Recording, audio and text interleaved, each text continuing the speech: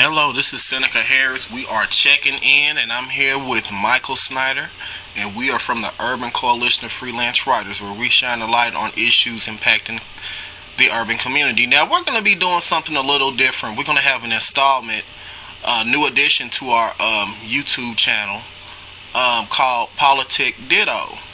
And with this new installment, we're going to probably come to you at least, we're going to probably do a couple different installments a month about what's going on in the world of politics, because, sometimes, on the Blog Talk Radio show, we can't go into too many specifics due to time restraints, but this is just going to be a little say what you think or say what you feel type of little gig that we're going to start up, and this is going to be volume 1 of our installment. And we might talk about some things that are controversial. We might step on a couple toes. We might say some things that you may agree with, may not agree with. Feel free to leave your comments, and feel free to just inbox us. We're on Twitter, twitter.com/UCOFW. Feel free to hit us there, and we really want you to rate these videos that we're doing. We want you to give us a thumbs up, keep it positive, and just leave comments. Subscribe, definitely subscribe. Just don't listen. We just want you to subscribe to support us, and we are going to have a good time with this. So the first thing that I want to talk about today is we just want to go over pretty much, a lot of people are down on this past Congress and how, they say, oh, they didn't get much done. But I really want to give you a list of things that were accomplished this time. And this is the 112th Congress, if I'm not mistaken. I think so. That sounds about right. Yeah, and it's kind of important for us to realize that, that they've done a lot. We've got a lot accomplished, more than what the media has really put out there. And some people are saying that this is one of the most, what they said, I'm trying to get this right, one of the most, I don't want to say progressive, but they've accomplished the most since, I can't remember the actual president, but they said this is one of the Congress sessions that has really accomplished some of the most in their period of time. And since Lyndon Johnson. Okay, I had to get my notes together. Most productive Congress. I didn't think it'd been that long. Yeah. So I guess one of the things that a lot of people forgot that was accomplished this time was Women's Equal Pay Act, where and I think that's a really important thing for them to accomplish, considering that we're going into, we've been in the new millennium. This is a new time, a new day. It's time for women to get paid equal for, what men do. Because a lot of times the women are running the corporations these days, You mean to tell me that it has just now been in the year 2010? I must have missed this one. I didn't see this one at all. Yeah. It is 2010, and we just now passed a law like that? Yes, it's sad to say, but yes, they were responsible for passing women's equal pay, and I thought it was something that was already in place. I just couldn't believe it. Yeah, it just seemed like that was a kind of a given that should already be on the books. Yeah, you would think.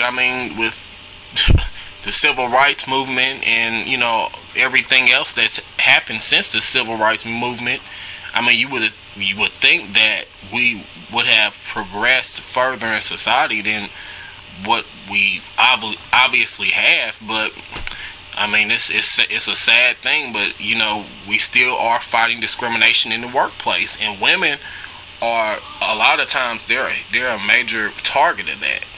And I can entirely understand that.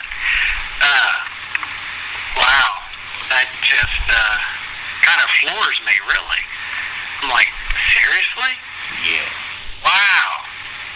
Yep. So, and another thing that they've accomplished too is the the bill for the 911, the first responders that were on this scene of September 11th, because a lot of them have been forgotten, and a lot of them are still suffering from long-term health issues from when the World Trade Center was attacked. There was a lot of debris that they inhaled, and there was a lot of health problems that came from that. And a lot of those people that were some of the first people on the scene, they've been forgotten. And I think this bill is going to help them, with their medical bills and, treatments and different things that they're still going through, even almost 10 years after. A lot of people don't realize it. Look at the fine print of a lot of insurance policies, and it says does not apply to an act of war or an act of terrorism. Yeah. That's sad. That's sad. They're the public response worker. They're the public civil service employees that are going to save your life, and they're not getting taken care of. Right. And see, that's the thing. That's just the name of the game. The insurance industry is very cutthroat. They are like I would call it. They are amoral, because they're not really in the business of, they're a profit-making machine. Sure. So they are in the business to make money. And unfortunately, like you said, like a lot of people don't read that fine print. Mm-hmm. Oh, I will be the first one to tell you. I discovered this year just what a insurance deductible can do to you.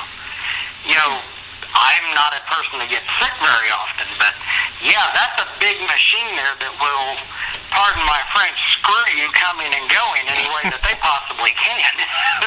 Okay.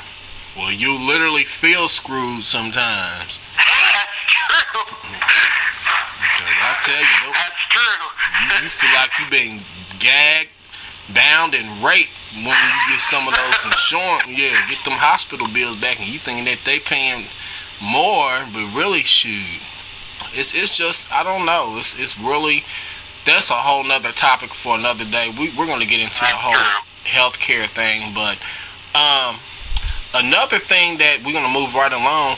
Another thing that was passed was the Don't Ask, Don't Tell, and I know that you've been doing a lot of research on that. Yes, I have. And we're going to get into that right now. So, what did you? Well, I'm not real sure what kind of deal that the president had. Well, I know what he had to do. He had to work with the Republicans. Hey, I'll give you the tax breaks, and I'll meet you halfway here on tax cuts. You give me Don't Ask, Don't Tell. Well, good bargaining, very good bargaining, Mr. President, because you did it. Basically, for those who are not very familiar with it, after the passage and it's signed into law, the president has to report back to the governing bodies with a report that says, yes, it is not going to harm military personnel or military actions, and here's our plan that how we're going to do this. Then 60 days after that, the plan can be implemented, and it's kind of a drawn-out scenario. It may take about a year for it 100% to go into effect. However, it is going to be in effect. No longer will our servicemen and women have to lie about who or what they are, and no longer will they have to fear if they have a relationship outside of the military, if that relationship is going to get them fired from their job. So I had a quick question. So can you give us some specifics on Don't Ask, Don't Tell, and also can you also let people know what are some of the main misconceptions people have about Don't Ask, Don't Tell?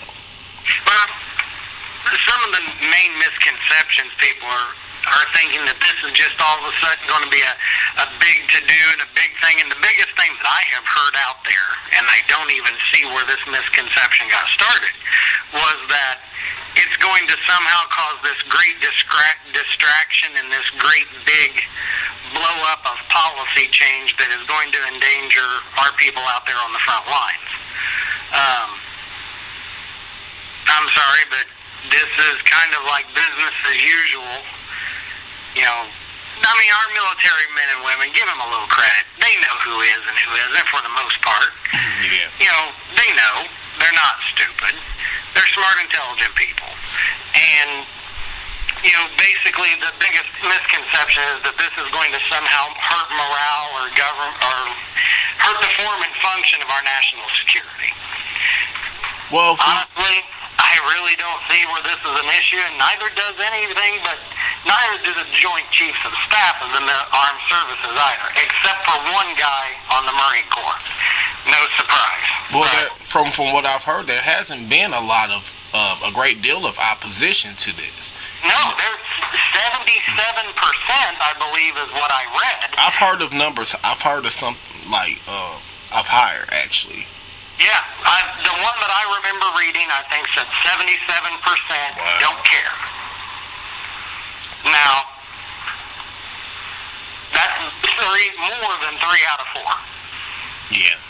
That's pretty good standards. I mean, yeah, one of the things like, come on, people, get with the program. Well, but you know what? There always has to be one monkey that has to, to be the center of the, attention. It always has to be the one that has to go against everything. And, you've heard how John McCain, he's strongly against it. And I just don't understand it. He's always putting his foot in his mouth, And this is why... For some reason, whether or not you agree or disagree with him, he's at least had a respectful attitude about a lot of things up until the last couple of months.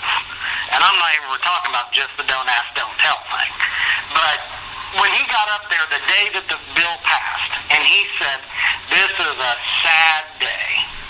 Basically standing up there, he knew it was going to pass. And he knew it was going to pass with Republicans supporting it. A bipartisan maneuver? Oh my God, not in Congress. Wow. But he knew that Republicans were going to pass it, along with all the Democrats. And he stood there saying, this is a sad day for the United States. Showing that your country is built basically upon honesty and integrity, and you think that that's sad, I think it's time for you to get the hell out of public office. I just think that his ideology or whatever you want to call it I don't know. It's time to get some progressive thinking. It's just like he's stuck in a time warp. Yeah. And you still want to represent people, but your way of thinking has not changed with the time. It doesn't match up with time. And I just really think, with all due respect, I really think that he needs to get out of politics. Well, that's just how I feel. If people would get up and register to vote and actually vote in their precincts, maybe he would. Well, you'd be so surprised how many people, like young people. I know people say, oh, young people got out and blah, blah, blah, blah. No, there are so many young people that don't know the first thing about politics. They can care less about it. It's just one of those things they don't see the significance behind it and how much, politics, influence their lives. Like they think because, they look at politics like it's something that's just going on in Washington. Spoon-fed whatever the government gives them. What'd you say? I said it almost seems like they have a tendency to sit back and be spoon-fed with whatever the government's giving them, as in, okay, we'll just take it, as opposed to realizing they have a voice that they can get out there and exercise their right with by voting. Well, a lot of these people don't even know what's going on. They just live from day to day, and not knowing, not even realizing, even in local politics or local government, how much, their lives are being impacted by these people that are elected, to change things or whatever. And sometimes you don't even see much change, but there's just so much ignorance, Yeah. And it's just really sad. It's really sad. So yeah. I don't know. It really is. But I wish we did know better ways to get our younger people today that take a little bit more interest in this. One of the things we're going to talk about here in a little bit, the tax bill. Yeah. They don't realize that, by them, going to college here and furthering their education, there can be things for them in this tax bill that they may want to take a look at and start paying attention to. Yeah, I mean, they have more power than what they think, but it's just getting them to realize that they do have a voice and they do have power. There's power in votes. Yes, and if these younger people would get out here and really exercise that right, you could see a real seriously big movement in this country. Yeah. But see, it's sad because we're living in different times now. It was good to see everybody that, that took a part. There was a lot of young people that got involved for the Obama campaign, but we've seen that kind of die off, since then. And to me, I think there should be more, like, people should be out here more for the local campaigns. You know what I'm saying? Like, for people that are running locally, because these are the people that influence you directly, so it's just one of those things that I think, people just think that the primaries or whatever, or they don't think that they matter, but they really do. Yeah. I mean, it's all a political machine, and I think, unfortunately, that's the way they look at it. They just go, it's politics, and they turn their head and they keep walking on.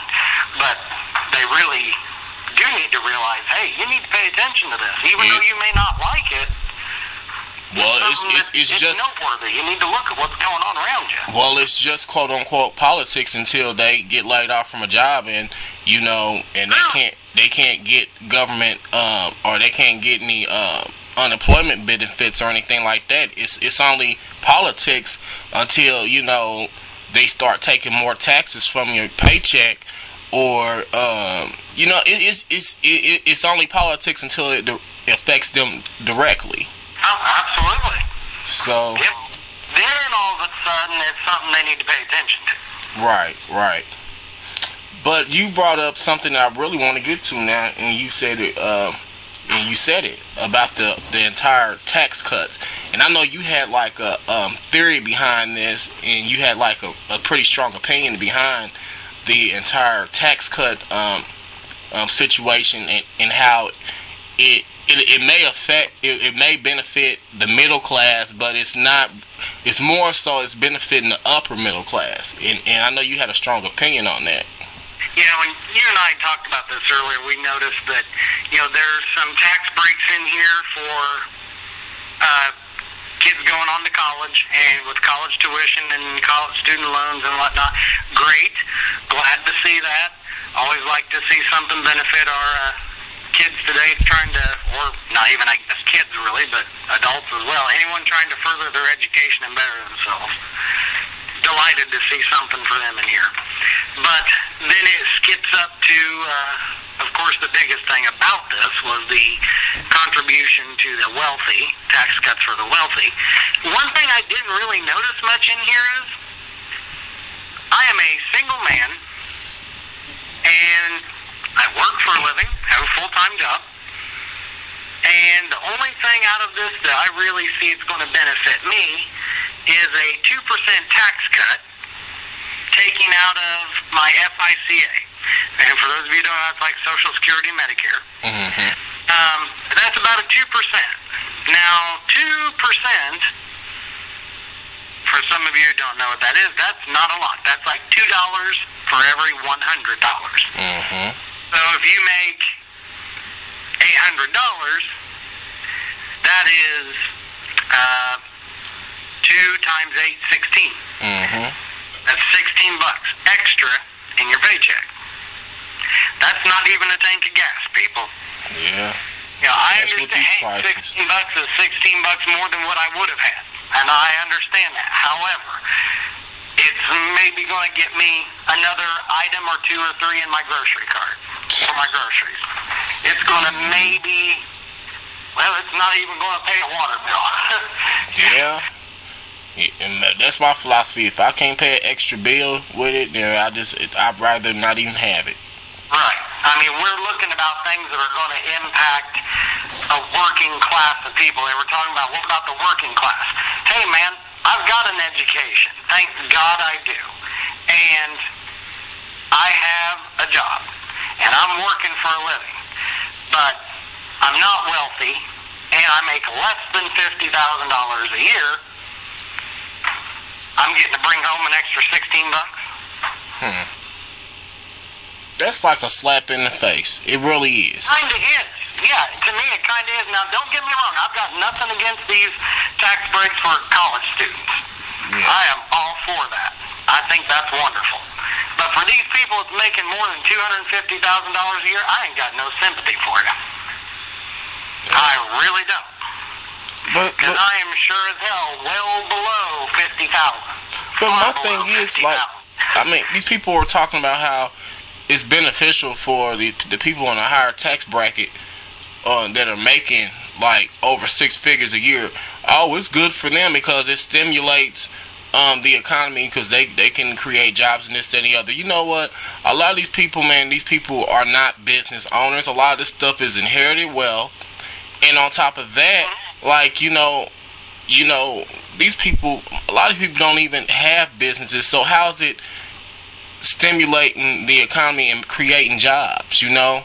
So, I mean, everybody's under the assumption that, you know, people making over $250,000 a year, they have businesses and this, that, and the other, and first of all, they're probably not going to be hiring your average Joe, you know, even if they do have businesses. And then on top of that, you know, it's just not realistic, you know. So, I mean, I don't think it's going to create jobs. It's not. I think that's just a crock of crap that they use to... Well, yeah. Now, I guess there's some stuff there, too, that, like, extends federal unemployment benefits. Okay, good. Glad to see that. Yeah. You know, wonderful, because, you know, obviously, we know our economy sucks. We're not telling anybody anything they don't know. But, yeah, and I guess I understand why. I guess I see that, yeah, okay, well, if we give the really rich people tax benefits, they're going to dump more money into the economy. No, actually, if they're that damn rich, they're probably going to dump it into investments, brokerages, and not probably a whole lot of economic stimulating stuff. Yeah. And I guess that's the point I was trying to make too. You know, it's not going to benefit, you know, the lower middle class or even the poor people by, you know, giving these tax cuts to the, you know, top whatever percent. You know, because like you said, they're not thinking about, you know, trying to stimulate the economy. They're trying to stimulate their way of life. That's the only thing they're trying to stimulate, you know, trying to maximize their money and, you know, and just greed, you know. So it's really not going to do us any good. But that's my personal opinion. Yeah. Now, and like I say, you know, there's some good stuff in the tax bill. There's some good stuff that I think is morally a wonderful thing to see in there. But I still don't see where I, as a lower middle class working man, am going to get anything out of this. Aside from an extra $16. Yeah. That's crazy. But I think we touched on this just a few minutes ago, briefly. The unemployment benefits, which I guess that's something good. I don't know the specifics on that, but do you know what the extension on that is going to be? I don't know to what extent it is precisely, but I do know that it is going to extend the federal unemployment benefits for chronically long-term the unemployed subjects out there. It is going to extend those benefits for them. So but I don't really know how far. So, sorry, but I'm not completely up on all that just yet. All right. Well, we're going to move right along, so we got a couple more things. Did you have anything that you wanted to bring up real quick? Because I have a couple more things that I want to do, and I think we're going to wrap it up because we are getting close to the 30-minute mark. But, if you have something else, we can hit on that really quick. No, I just got some things about the DREAM Act and some things about the FCC net neutrality, but okay, just whatever you think. All right, well, let's go for it. All right. Also, the FCC voted on December 21st to approved what's called a network neutrality rules. And this has kind of been a debate that's been going back and forth about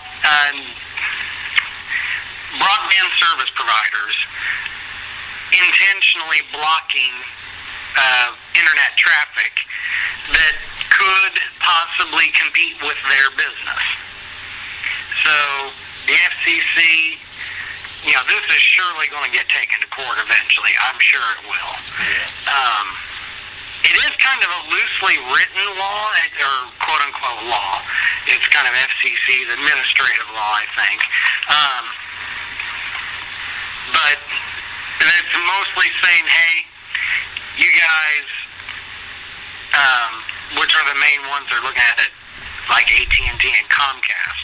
Right.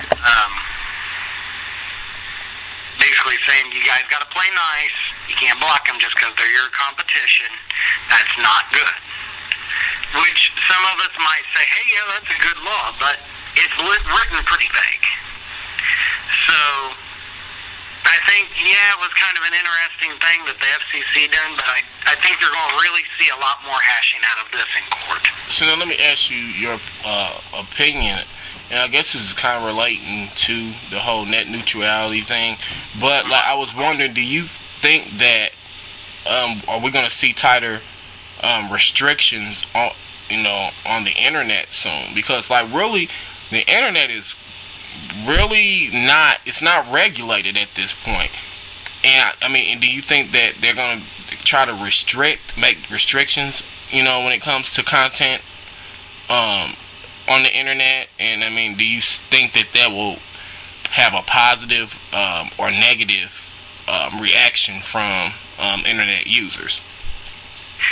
Well, I think the biggest thing about the internet is, of course, that you can find anything you want out there.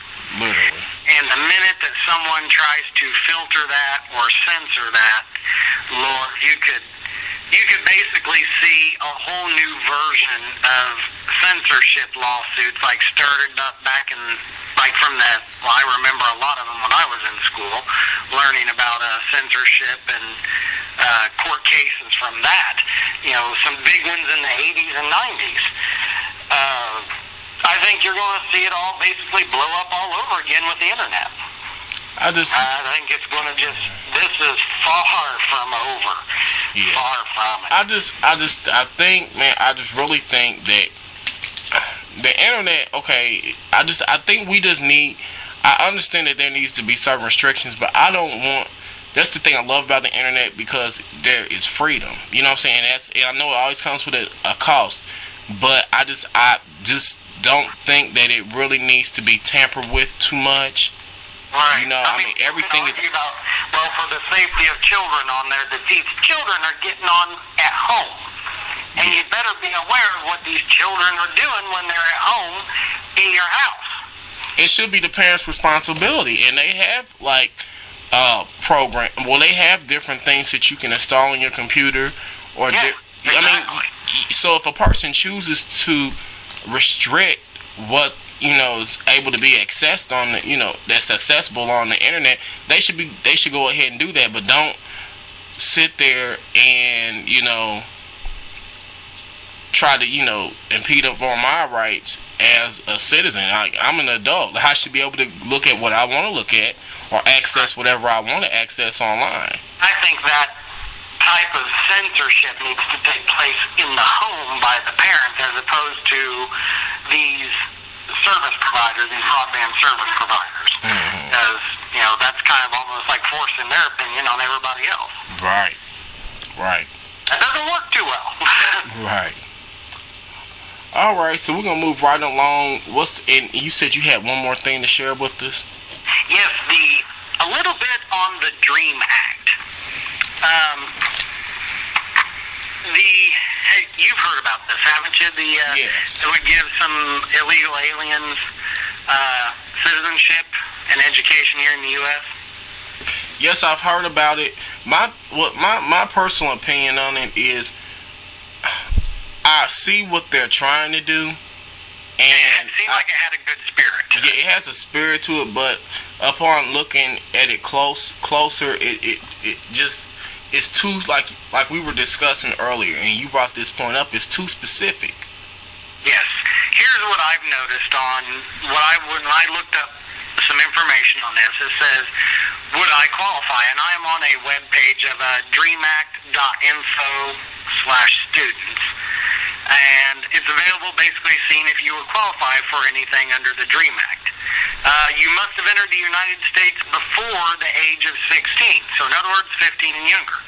You must have been present in the United States for at least 5 consecutive years prior to the enactment of the bill. You must have graduated from a United States high school or have obtained a GED or have been accepted into an institution of higher education such as college or university. You must be between the ages of 12 and 35 at the time of application and must have good moral character. Now, I don't know about you, but boy, that one's really up for grabs because some people may think I'm a really good moral character and some other people may hate my guts. I guess that's always an interesting opinion. But to me, I read these things of qualifications and I'm like, seriously? So what we're looking at is people like between the age of 12 and 35? And they have to be 15 years old at a minimum of 15 and younger. This is such a narrow spectrum of people. I'm like, really? That's just, I mean, I like the spirit at which this law was intended, but to me, it has disaster written all over it. Yes, it's such a narrow portion of people that it could apply to. That I'm like, really? Okay. Now, for a little bit other information on this, it says the purpose of this is to help those individuals who meet certain requirements have an opportunity to enlist in the military or go to college and have a path to citizenship, which they otherwise would not have without this legislation. For the DREAM Act, believe it is vital not only the people who benefit from it, but also the United States as a whole. I think it's a good law, and I think it's done a good spirit, but really, you've got like a span of between the ages of 12 and 35 here at the time of application. Seriously, that's it? Yeah, that is a small gap. I mean, so they're pretty much saying like if you're over 35, under 40, pretty much, you know, I guess they don't think that you're valuable enough to be even covered under this law. I just don't like it. I don't like it. And like, to me, like you said, the age restriction is the biggest thing to me. Yeah, I'm not real, and then I don't like that other legal speak in here of good moral character. That's some legal speak there. Who determines that? Yeah, that's a relative term. But yeah, 12 and 35 and have to be under 16 and, okay. Yeah, I don't like this. I don't like too many restrictions here, too many stipulations. I don't see where it's going to help but a very narrow section of people. I think they need to go back and take the age restrictions out of it and say, here you go. Yeah. Yeah, so that's pretty much it about the DREAM Act. And I wanted to touch on this whole entire WikiLeaks thing, which we'll just probably say this for next time. But generally speaking, I don't really know where I stand on this issue because I believe that some things should be kept confidential, but still at the same time, there's a lot of information that we need to know as the citizens of the United States. And I really want to do, on the upcoming Politic Ditto section, I want to talk about different conspiracies. I want to talk about conspiracies. And I think that would be a good thing that we can talk about and link that in with the whole entire WikiLeaks scandal. Because there's so much going on in this country that we don't know. Yeah, it probably truly frightening. Nobody'd be able to sleep at night if they really knew what all was really going on behind the scenes. Yeah, and how the government is watching you. But you know, I think we all knew that from when we heard about the Patriot Act. Yeah. I mean, don't get me wrong. I think that the Patriot Act had a good spirit under which it could be enacted. But some of those things that I'm concerned about a little bit of good old Edgar Hoover spy tactics there. I'm sure there's a file on everybody if you look hard enough. I just think it's amazing how the government can override our basic rights if they still need to. You know. Yep. If it's for the good of the whole, you and me could not wake up tomorrow. Yeah. But I think a lot of times that, and I understand that sometimes you got to have certain things like that in place, but I think more times than a few, we've seen how that's been taken advantage of. Yeah, I agree. So I just, I think I think that's why this system is so corrupt that we call America. This is not the America that it was intended to be. Because if we were to really follow the Bill of Rights and follow the Constitution as it was meant to be, because I think it's really, we have a really, I won't say foolproof, but we have like a solid system. If it's followed right, then, then things will go well. But I think that it's been so corrupted that, it's a system that needs to be revamped. And not even revamped, we just need to get back to the basics. And we need to throw people out that are corrupting the system and not going along, with how things are supposed to be. Oh, yeah. Therein, again, this is when we need to get more people need to get involved. I mean, because if you see, man, I wish we were just like, because the political climate in Europe is kind of, on the rocks too. But see, those people over there, they are out there in the streets. They're getting involved, and I'm not saying that I condone violence, but they're even getting violent. They are not playing when it comes to their rights. Some of this stuff I see that's going on over here in the United States, I wonder if it will fly in other places. Because we are just so passive about things. Well, one thing it's funny that you say some things that wouldn't fly in other countries. The French had a big protest and things about their version of like government retirement stuff. I think like their version of something like Social Security. I'm not sure exactly how that is. But they had that big uproar. And then, did you know when they passed, I noticed this when they passed Don't Ask, Don't Tell, that in Israel, gays could serve openly in the military since 1993? Oh, yeah, we're behind. A lot of countries allow... and that's supposed to be one of the most religious-oriented, locations in the world. But it shouldn't... We are, when it comes to social issues, we're liberal in certain things, but when it comes to certain issues, we are so far behind. Like, a lot of countries have openly gay military men and women serving, and it's not a big issue. Because like you had mentioned earlier, the Women's Equal Pay Act, it strikes me just absolutely ridiculous that it took till 2010 to put such a thing in the law. Yep. I'm like, what? It's sad. So, that is it. I'm trying to see if I have... Yes, I know what I need to talk about, because you know what? I'm just so sick and tired of Sarah Palin. And I'm sorry. To me, she's not interested in politics. She is interested in a Hollywood career. She's an entertainer. She's not out here trying to... and then for her to actually go after Michelle Obama, i.e. a woman of class, and she's nothing but trash. Because to me, Sarah Palin is just she is no one to look up to. I said, she didn't even finish her term as governor in Alaska. She's a college dropout. She's pretty much just low-life to trash, and she's all about being seen in the media. Instead of trying to, do politics, she wants to make speeches and she wants to make money. But you're gonna try to attack Michelle Obama because she wants to address an issue that is obviously,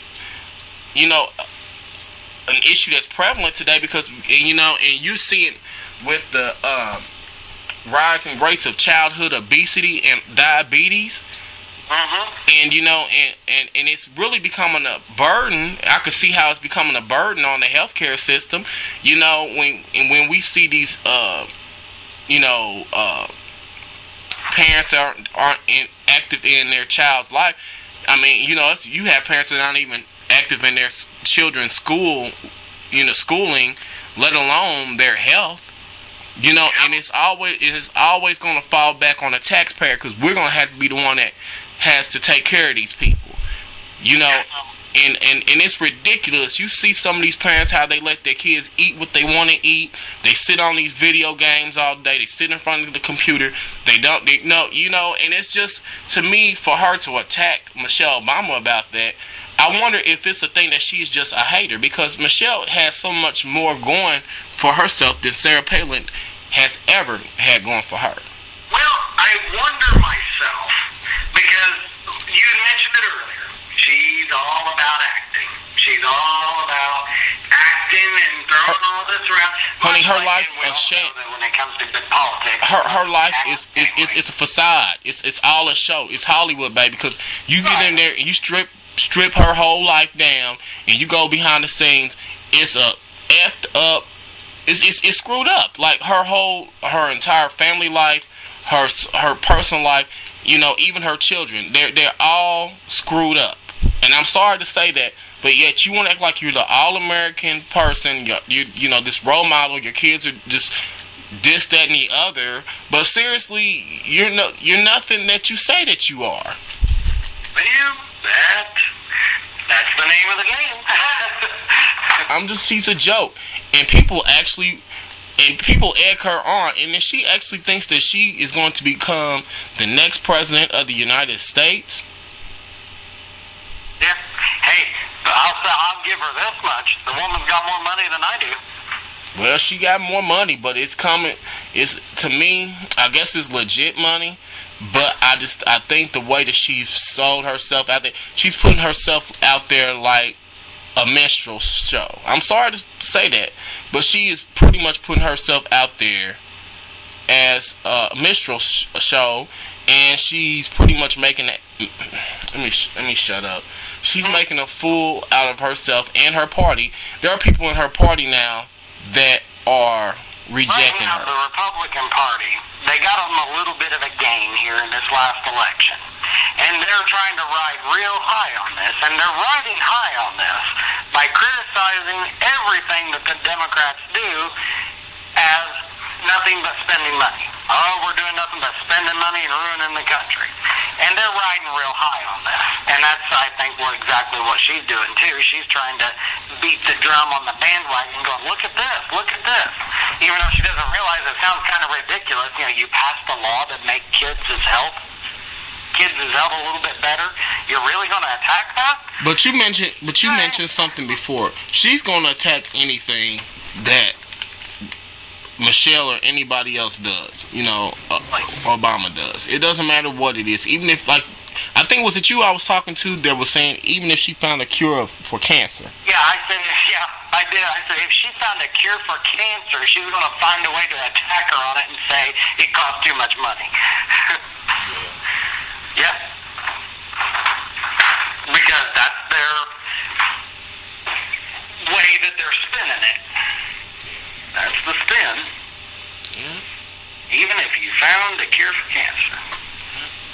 Well, I don't think we're going to find a cure for cancer anytime soon because it won't be beneficial to, But I guess for now we're going to wrap this up. This was our first installment, and just let us know what you guys think about it. It's just something that we're trying out, something new. We're still going to do the Blog Talk Radio show. We're going to implement some new things in the next, this upcoming year and stuff. So let us know what you think. Check us out at www.myspace.com/UCOFW. Subscribe to our YouTube channel. We're on blogtalkradio.com/UCOFW.